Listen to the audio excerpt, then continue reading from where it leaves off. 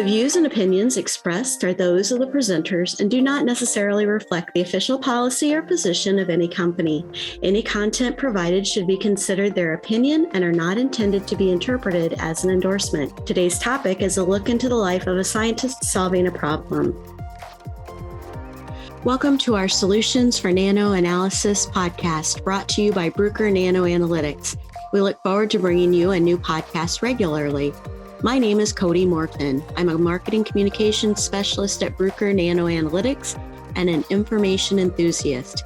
If you like to learn from specialists in their field and hear what technologies are solving their problems, you will enjoy this podcast. Every session, we will focus on a different problem that our colleagues face in the lab and in the field. Some of the solutions will be a variation of ideas you may have heard before or even worked with. We will bring you these topics in a new and interesting way and introduce you to updated and thought-provoking results. We will talk about how the problem was dealt with in the past and what we're doing to solve the problem now and perhaps even envision future solutions. Join us as we talk solutions with a variety of scientists and technicians in many different industries in the Solutions for NanoAnalysis podcast. Recently, Dr. Meiken Falke, the Global Product Manager for EDS on TEM and SEM with Bruker Nano Analytics, presented the topic, Colorful Quantities of Matter, during a larger formatted program. We're going to share her portion here so you can gain insights from her talk. Her presentation is on adding color to electron microscope data using spectroscopy and diffraction, talking about not just coloring in each type of atom, but counting them one by one and studying their geometric arrangements and complex structures. I decided to wrap my little story about colorful chunks of matter into a personal story. So when I was younger, when I was in school, little girl, I, of course, as I think everyone, was thinking about my future. And I was thinking about how can I understand the world and how can I change it. And of course, first, like probably also everyone, I wanted to investigate or look into space and find the aliens. Then I discovered that single atoms and even smaller parts actually make up our world, and I should be better understanding this and go into physics. But I also wanted to research diseases and help cure them. And I still am fascinated by the beauty of the world, and I was looking into design and architecture. So I finally settled for physics, and only when I started to go into material science, I got the feeling that I can match my dreams, and I want to show you how this works and convince you. So I ended up with this company, Bruker Nano, where we, amongst many other things, look at atoms by ionizing them. We use, for instance, electrons. And many processes happen when electrons hit material. Some of the processes connected to electrons. We look at characteristic X-rays, which are produced, amongst many other things, when electrons hit material. But we can also excite the materials with X-rays and look at the X-rays coming from that, which would be the micro-XRF spectra, and those are more sensitive to high Z material, and the electron excitation produces EDX, and energy dispersive X-rays, which are more sensitive to lower Z material. And since we have the electron excitation from the electron microscopes to which we attach our detectors on, and which Jamil talked about, we can also think into the direction of diffraction. We produce EBSD detectors, and we can also do diffraction in transmission. So also, as pointed out in the previous talk, we can put bulk specimens, but also electron transparent specimens in the microscope and look what happens. So I'm going to talk to you about single atoms from space and chunks which collided in space, and about other atomic arrangement, about medical research and life science, and about watching actual processes using our detectors. First, I want to start in space. This was a collaboration with Wanda Stroud from the Naval Research Lab, and she says that dust is very important. Dust is forming around stars, like you see on the upper right. There is the image taken by the telescope array in the Atacama Desert, and you can see here a dust ring around a star, and the distance of the dust ring, which will form a planet, is similar to the distance between Earth and Sun, if we can believe what astronomers say. So it is important to look at dust to understand where we come from. And here you see a little bit of what dust consists of. And this was also given to me by Rhonda, where she again points out that dust is formed by dying stars, and out of the dust, new stars can be formed, and we should be understanding dust. And one particular type of dust is carbon, or carbonaceous material, which we investigated here with our flagship detector, a 100 square millimeter oval energy dispersive X-ray detector, in combination with the neon microscope. And you can see this is a carbonaceous structure. You can see these rings, like onion rings. They point out that here are little micro diamonds formed. These are the predecessors to diamonds. And in this carbonaceous nano-diamond material from space, there are single atoms. And we were able to pinpoint each single atom and look at it. The red one was a silicon atom. The blue space was where there was just carbon and no atom. Copper is from the whole piece covering. And then there is this smaller atom at the bottom, and this was a sulfur atom. This is interesting. Sulfur plays a role in life also, just carbon. Looking at these single atoms, I want to remind you that we need to be very careful when doing these experiments. How can we be sure that this little dust particle was really from space and not contaminated, for instance, by the scientists investigating them? To make sure that there is no contamination, we often use our own equipment as well. So you see here the M4 Tornado, and if you use the Tornado Plus, you can look at lower Z materials as well, using micro-XRF and X-ray excitation. And these are fingerprints on a piece of paper, and you can see these components, sodium, chlorine, potassium, which I actually also often find on TEM specimens. We don't just look at single atoms, atomic arrangements in columns, because this lowers their energies, are common in crystals. And here it was important to detect these double layers of bismuth to understand the behavior of this room temperature multifluoride material. We can use this detector also not just on the neon. This was the first development. If we use it on other machines, we quite successfully look at semiconductor materials, as single and as dual detectors. They are being used. And this data was given to us by advanced circuit engineers, and those are showing that we can nicely distinguish between the whereabouts of nitrogen and titanium nitrate.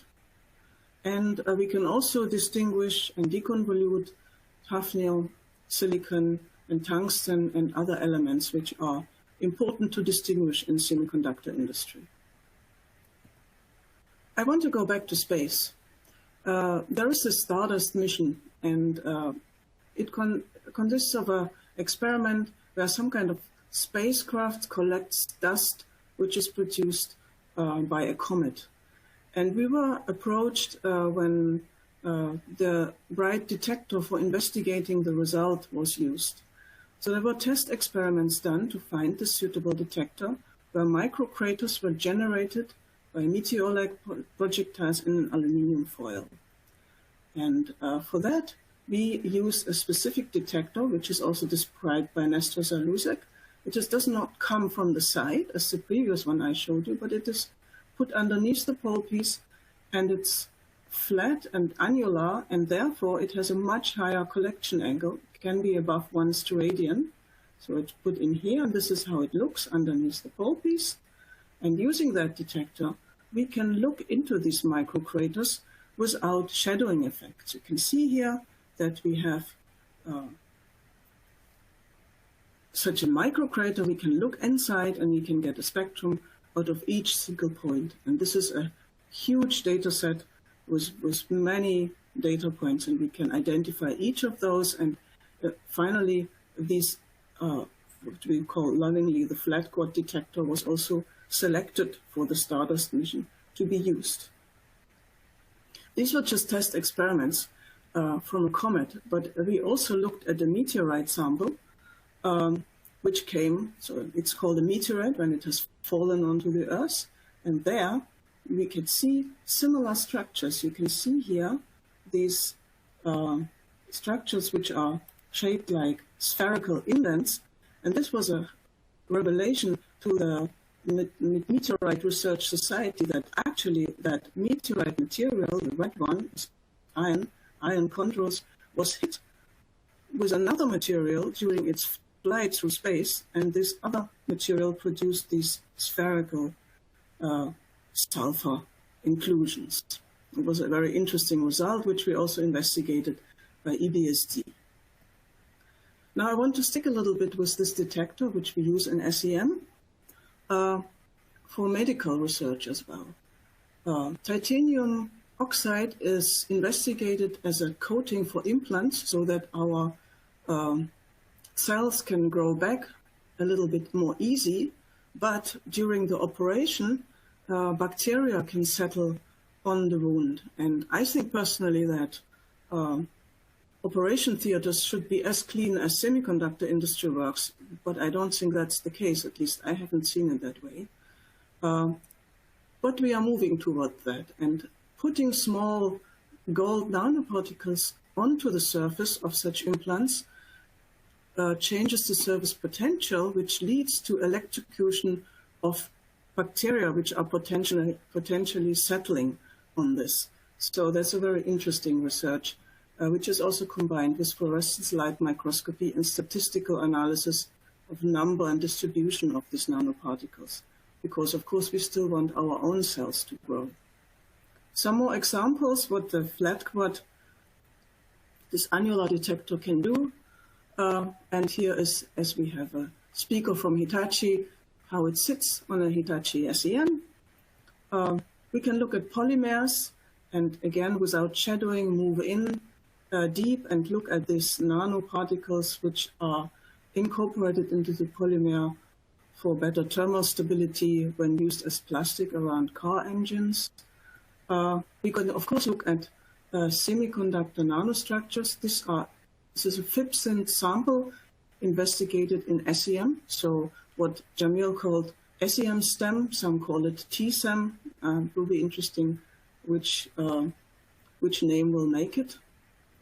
And we also can look not just into thin matter, but also nanoparticles, which also produce a very small amount of X-ray counts, but due to the annular detector with a high collection angle, we can also see nanoparticles. And this is a project, comes out of a project where we look at nanoparticles which are airborne, particularly along power lines and heavy traffic roads, and which can pollute our lungs, which are dangerous and need to be avoided. Another life science medical research example is this human blood cells, which is infested with a malaria parasite, the so-called Plasmodium falciparum. And the malaria parasite digests human blood and particularly likes hemoglobin. So you see it in the food vacuoli of the parasite. But also please note the parasite is full of chlorine because chloroquine is used to treat malaria. And the scientists we collaborated here with from France were very happy to see that the chlorine has filled the parasite. In this particular case, we use color for quantitative measurement. So you see here from 0 to 3 mass percent of chlorine, and we see here about 1.5 to 2 mass percent of iron in the food vacuoli of this parasite. some more on SEM. The one before was TEM. This is SEM on bacteria. We used a double detector system here, and you can see magnetotactic bacteria, which form little magnets to orient themselves. And to make those magnets, sulfur is involved. Yeah, remember, we saw a sulfur atom from space as well. So this is all interestingly connected. And you can see here the upper gray level electron images are now colorful. And electron microscopy is becoming fashionable. In the Exploratorium in San Francisco, there are several exhibitions now involving electron microscopy, and now we can do electron microscopy in color and look at different bacterial parasites, and these are apparently parasites which live in a termite stomach. And this is my last slide here. I want to point out that we can actually watch processes. We can see here, we can look at changing temperatures. We can look at nanoparticles in liquid, a work done together with Nestor Salusek and Manchester University. We can also look at bacteria. Again, a test medium are always these magnetotactic bacteria, which are frozen in ice. So a lot of research on viruses and larger things like bacteria are done in frozen samples. So EDS is possible in frozen samples, and I expect a lot of new science coming from element analysis in frozen samples. And the last bit I want to mention is the correlating material properties and microstructure under stress by combining EBSD and nanoindentation. So there were little holes, I marked one of you, one of this for you, were poked into duplex steel to investigate its strengths, for instance, for buildings and so on, and for other devices. And then one can investigate these holes and look at how the microstructure is changing, how orientation of crystallites are changing, and how the small-scale bending of them is changing. And was looking using nano indenters from Bruker, you can actually produce displacement, force, numbers, and curves. Yeah, and with that, I'm at the end, and I think I convinced you that I actually have the dream job, and all my dreams came through. I can look into space, I can look at single atoms, I can help cure diseases and do biological samples, and I can make sure that the things we build don't have faults in semiconductors and are strong, like, for instance, the steel. And with that, I'm at the end of my presentation.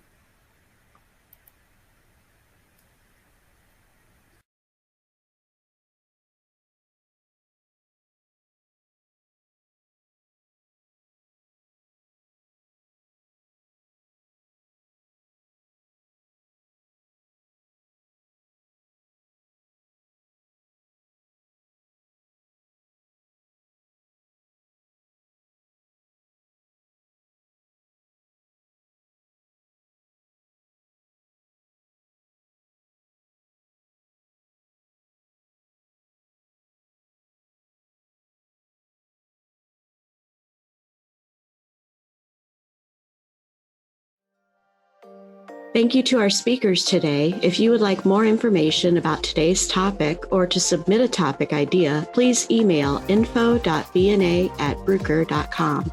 You can also check out more information in today's show notes. Join us next time as we look at a new solution with more scientists and technicians in all sorts of industries.